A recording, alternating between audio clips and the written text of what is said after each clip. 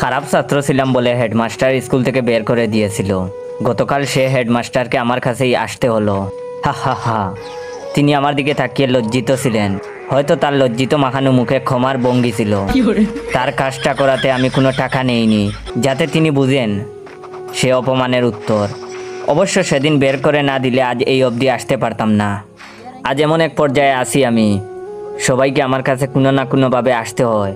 সবাই তাদের স্বীয় কাজের মাধ্যমে আমাকে টাকাও দিয়ে যায়। সেদিন এক পুলিশ এসেছিল, তাকে ওর টাকা ছাড়া ছাড়িনি। প্রথমত টাকা দিতে চায়নি, পরে আমি চেয়ার থেকে উঠে জোর করে টাকা আদায় করেছি। এখন আমার সে অধিকার হয়েছে, এখন শিখেছি কিভাবে টাকা আদায় করতে হয়। বড় বড় অফিসাররাও আজ আমার ছায়া তোলে, ভাবতেই ভালো লাগে। অথচ যখন টাকার অভাবে এসএসসি পরীক্ষায় হাত পেতেছি এসব নামকরা বড় লোকদের কাছে, কেউ সেদিন সে খালি হাতকে বরিয়ে দেয়নি, ফিরে তাকায়নি অবধি। অবশ্য তাকালে আজকের পর্যায়ে আসতে পারতাম না। হা হা হা হা। প্রতিটা প্রতিষ্ঠিত শিক্ষিত মানুষের উচিত একজন করে শিক্ষিত মানুষ তৈরি করা, লালন করা। অথচ কেউ করে না। যদি করতো সেদিন টাকার অভাবে আমাকে কাঁদতে হতো না, রাস্তায় দাঁড়াতে হতো না।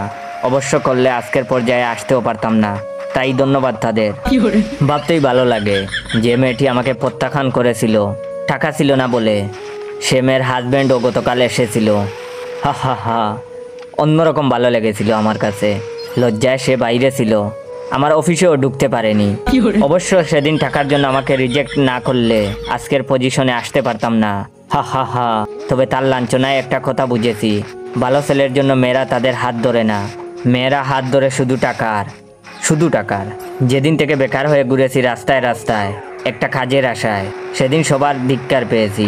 অবশ্য ধিক্কার না পেলে আজ এই অবধি আসতেও পারতাম না। হা হা হা। আজ আমার অফিসে এসে সবাই সিরিয়াল দেয়, ওয়েট করে, একবার দরজা খোলার অপেক্ষায়। তাদের গাম দেখতে ভীষণ ভালো লাগে আমার। অবশ্য সেদিন তারা আমার গাম না জোড়ালে আজ এই আসনে অধিষ্ঠিত হতাম না আমি।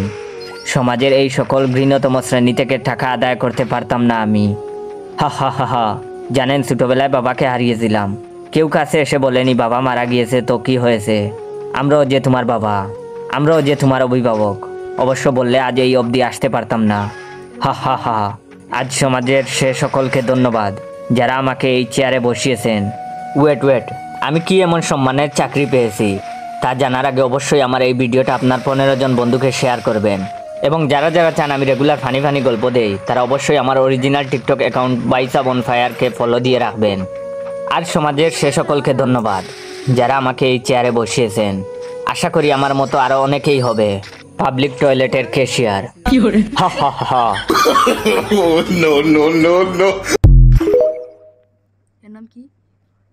ইউনিভার্সাল পুল।